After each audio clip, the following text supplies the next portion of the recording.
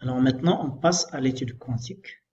En mécanique quantique, un oscillateur harmonique à une dimension décrit une particule de masse m en mouvement sinusoïdal sur un axe, par exemple l'axe des x, avec une pulsation oméga. L'exemple le plus simple, c'est les vibrations des atomes au sein d'un cristal. Donc, cet atome-là, ou bien cette particule, est soumise à un potentiel quadratique en x carré, et dont le mouvement peut être modélisé par l'hamiltonien, qui contient un terme d'énergie cinétique, P carré sur 2m, plus un terme d'énergie potentielle quadratique, bien sûr.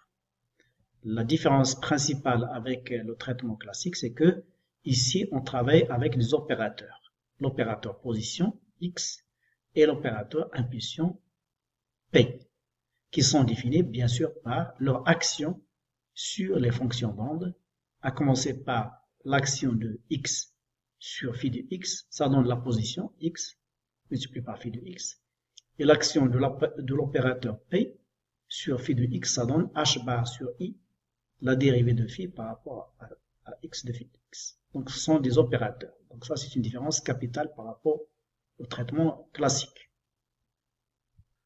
Et donc prenons en considération cette nouvelle remarque. L'hamiltonien serait écrit alors sous forme de moins h bar carré sur 2m, la dérivée seconde par rapport à x carré, plus 1 demi m oméga carré x carré. Bon, là, ce sont des opérateurs. Opérateur énergie cinétique, et là, c'est l'opérateur énergie potentielle. Donc, première question, écrire l'équation de Schrödinger indépendante du temps de ce système pour une fonction d'onde bien propre et une énergie E.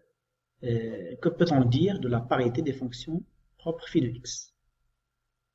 La réponse, elle est immédiate, c'est très simple. Bien sûr, le potentiel ici, il est indépendant du temps. Donc, il est préférable de travailler avec l'équation de Schrödinger indépendante du temps, de la forme h phi égale E phi.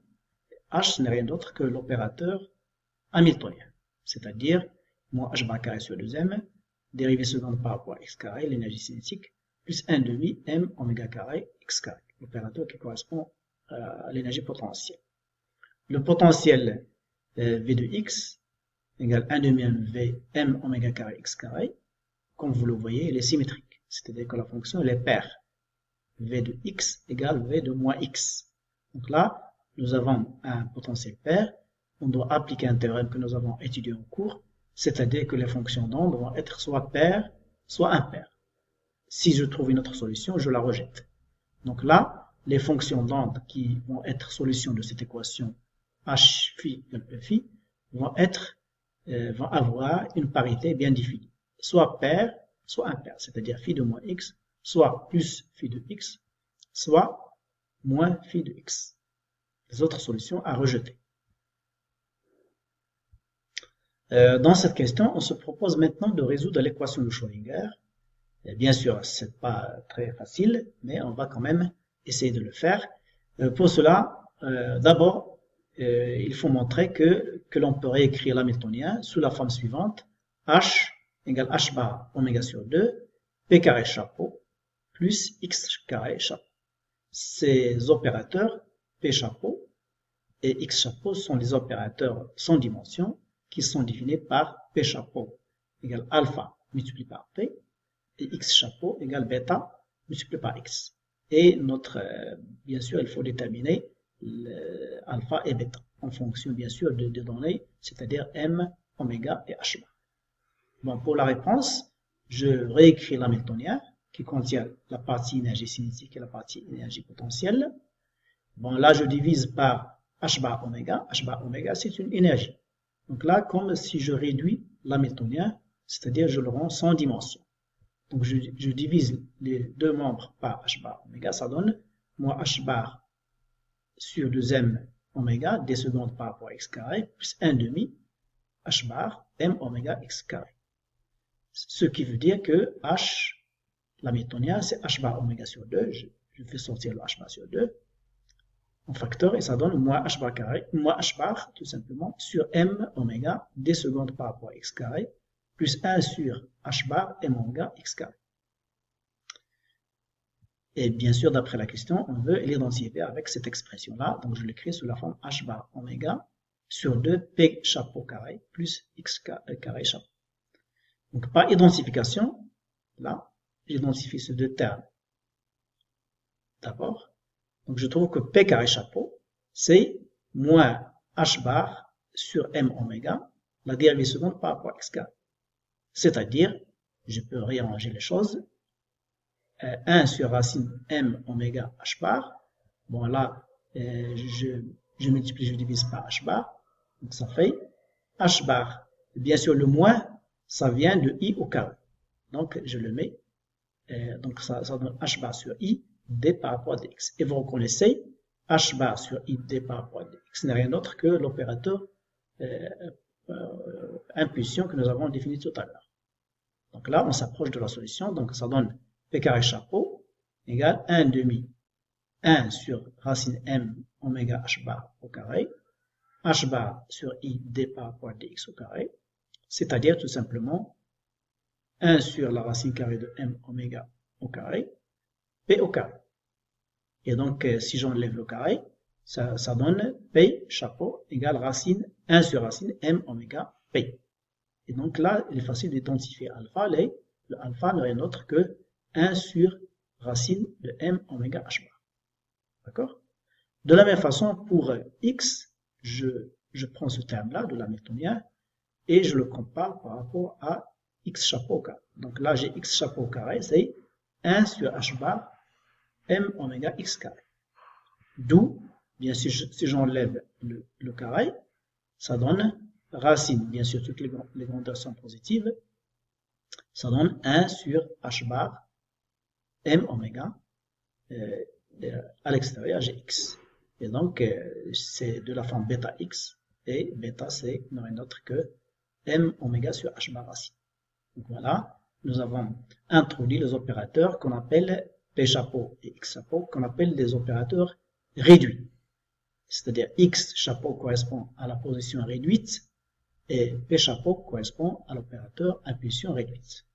Bon, là, vous allez comprendre pourquoi nous avons opté pour cette définition.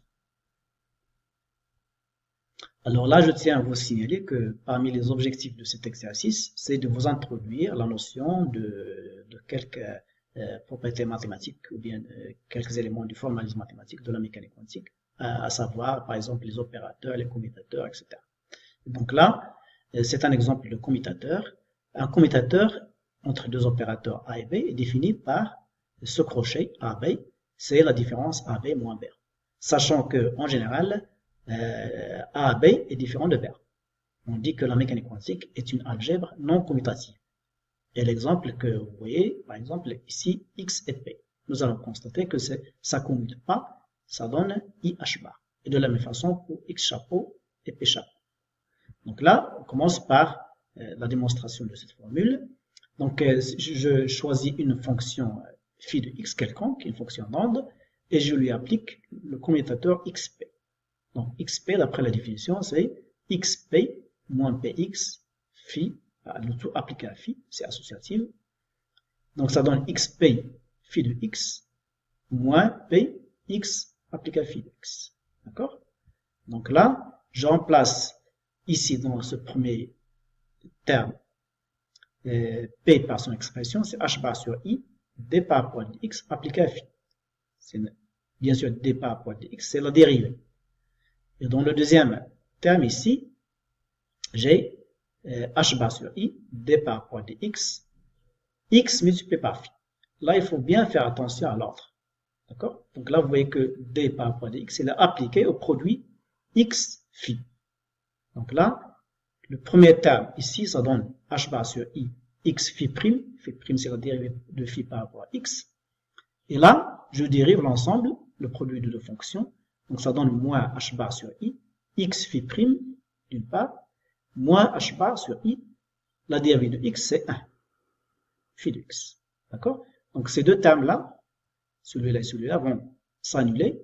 Il me reste que ce terme-là, moins H bar sur I. Si je multiplie par I, ça donne I H bar. D'accord? Sachant que I au carré, c'est moins 1.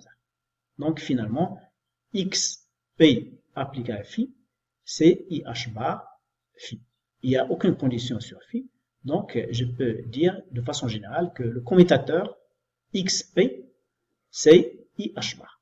Bien sûr, je peux mettre ici le 1, mais c'est pas IH bar, c'est pas l'opérateur identité 1. Il faut savoir qu'en mécanique quantique, il y a un opérateur qui ne change rien, qu'on appelle opérateur identité.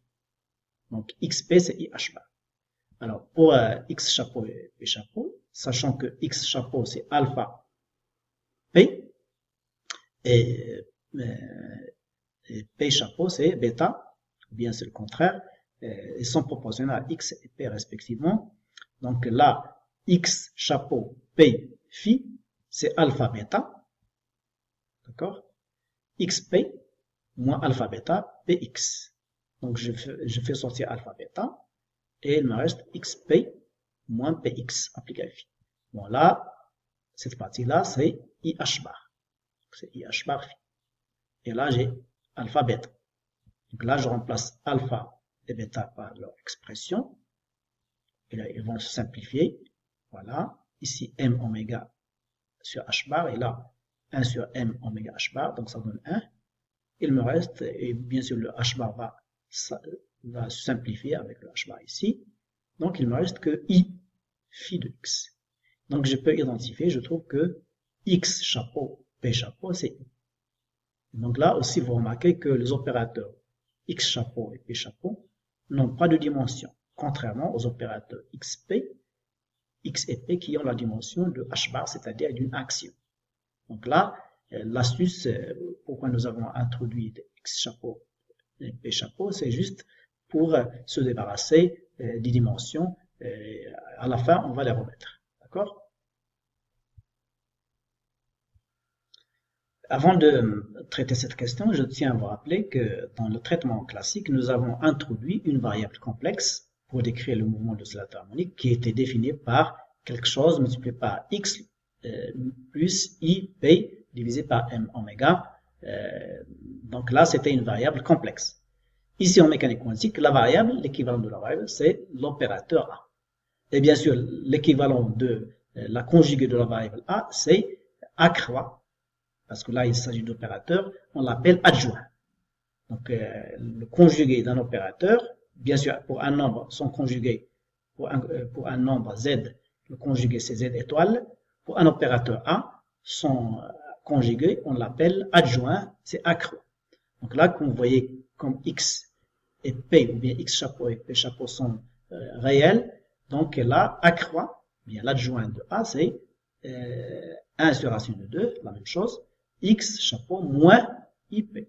Là, j'ai plus et là, j'ai moins I. La seule différence. Donc là, il faut montrer que l'hamiltonien de l'oscillateur harmonique devient sous cette forme. D'accord? Sachant que A et A croix, contrairement au cas classique, ne commutent pas. C'est-à-dire ne sont pas commutatifs. Rappelez-vous que dans le cas classique, j'ai mis A étoile multiplié par A égale A multiplié par A étoile. D'accord? Donc là, on doit d'abord exprimer X chapeau et P chapeau en fonction de A et de A croix. D'accord?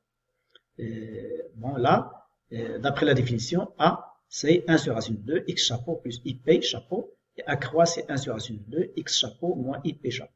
Ce qui donne, donc, X chapeau égale 1 sur racine de 2, A plus A croix. Et P chapeau, c'est 1 sur I, racine de 2, A moins A croix. Donc, si je repars l'hamiltonien à la fois de l'hamiltonien que nous avons montré tout à l'heure, h bar sur 2, p chapeau au carré plus x chapeau au carré, je remplace, voilà, d'accord, et le moins, ça vient de i au carré, d'accord. Il faut faire attention, là, on travaille avec des opérateurs, donc ça ne commute pas. Donc, il faut toujours faire attention à l'ordre. Donc, ça donne h bar sur 4, a carré, plus a croix, plus a croix a, plus a croix au carré, moins, entre parenthèses, a au carré, moins a croix, moins a croix a, plus a croix au carré. Donc, après élimination, il me reste h l'hamiltonien égale 2 fois h bar oméga sur 4, facteur de a croix, plus a croix 1, plus a croix. Donc, si je simplifie le 2, il me reste h bar sur 2 a croix 1